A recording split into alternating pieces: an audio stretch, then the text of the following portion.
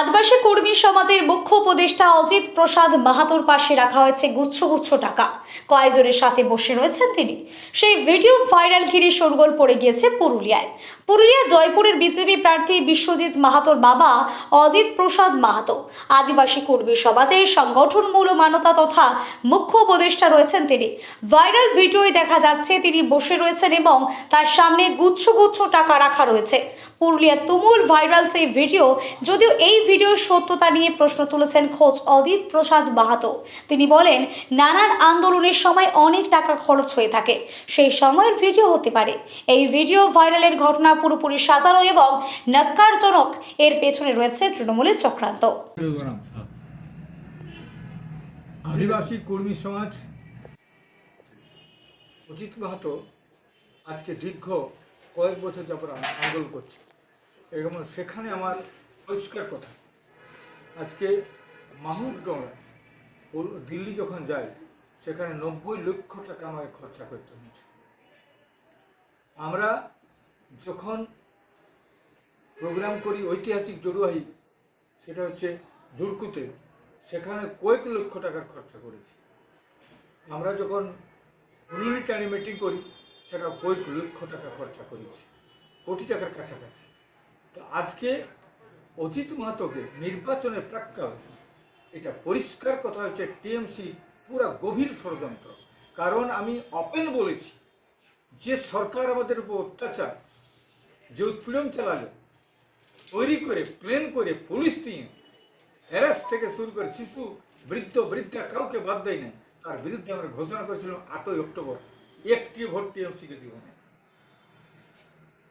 এবং তারই ষড়যন্ত্রে আজকে মাননীয় অভিষেক বন্দ্যোপাধ্যায় এমপি আর আমাদের টিএমসি দলের যে একজন সাধারণ সম্পাদক নাকি কেন্দ্রীয় কমিটি, আর সেইখানে আসে আমার বিরুদ্ধে ষড়যন্ত্রমূলক ছাড়া কি হতে পারে, আমাকে টার্গেট করে বলছে যে অমিত শাহের সাথে ডিল হয়েছে।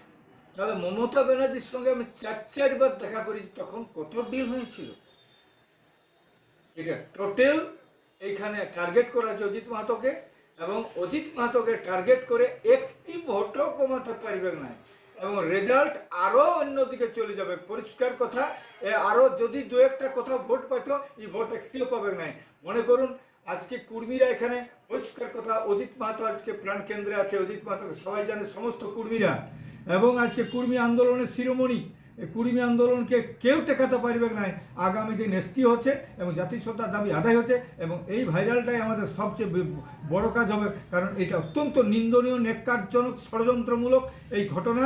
কর্মী জাতিসত্তার দাবিকে কিছু করতে পারবে না এবং অজিত মাহাতোকে ব্লেম দিতে পারবে না। এটা মিথ্যা, প্রতারণা, ধড়িবাজি, বেইমানি, যত কিছু করছে এই ঘটনার তীব্র নিন্দা করছে। খুব সুন্দর বললেন। আজকে একটা ভিডিওতে দেখা গেল যে অজিত মাহাতোর বাড়ি থেকে প্যাকেট টাকা,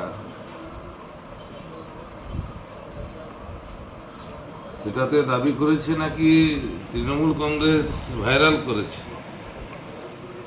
আমি একটা কথাই বলতে চাই, তৃণমূল কংগ্রেস কি অজিত মাহাতোর ঘরে ওখানে গিয়ে ছবি তুলে নিয়ে এসছে?